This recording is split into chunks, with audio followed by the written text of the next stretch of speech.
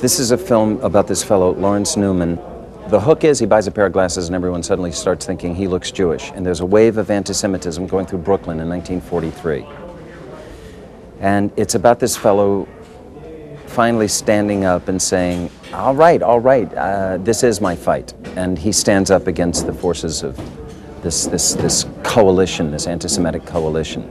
I think it becomes a film about the terror of standing on your own and the terror of being an individual, wanting to be part of any club, whether it's a political, social, cultural issue. But more importantly, I think for myself and Bill Macy's characters, playing people who, when made the focus of any disparagement of any kind, what would you do in that situation? Would you defend those around you, or would you protect yourself by selling others out or becoming one of them? Throwing together these two people that way, who, despite themselves, are being identified as Jews in a completely corporate, white world.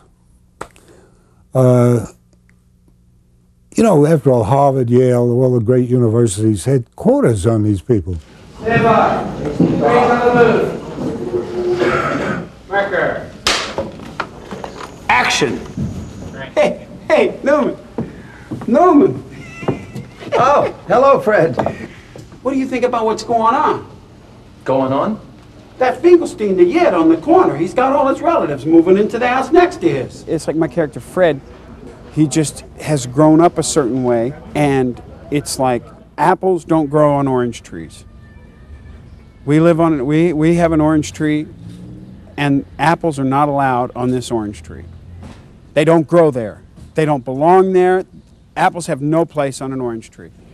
And so that's basically it, but it's the underlying theme is fear. I think the book and the movie too, I expect, have surrounded this man in daylight, so to speak, in ordinary Brooklyn existence. Let's go again.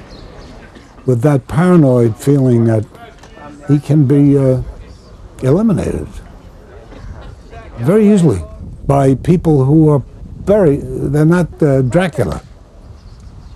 They don't have capes and long teeth. They're perfectly nice folks next door. Well, of course, there's an impending threat to him right from the beginning. There is a phantom walking around in that neighborhood, so to speak, that's liable to grab him at any moment. It's rather like a bad dream. The whole book is, I think. It's like a hallucination of some sort. And I think that may be why you are gripped by it, because it is a bad dream. I think what this film does is it sort of hints at the fact that you must objectify people and then you can hate them. They're not real people. They're just Jews. They're not real people. They're just queers. They're just Presbyterians. They're just black. They're just Puerto Rican. They're just Spics. They're just whatever you want. And that's what this film is about. I had this wonderful scene with David Paymer where I try to defend my own anti-Semitism, and I say to him, "It's not you, it's what your people have done." He says, "So you don't see me? I'm not a real person to you?" And I go, "No, you just don't understand. You're responsible? You don't understand. It isn't what you've done, it's what others of your people have done." So, in other words, when you look at me, you don't see me. I don't see you? What do you mean? I mean what I said. You look at me, and you don't see me. So what do you see, Mr. Newman? What a joy. I mean, to me, it's like discovering a lost work of Arthur Miller. I mean, obviously other people have known about it, but I didn't realize how compelling it would be, and how timely it is even today.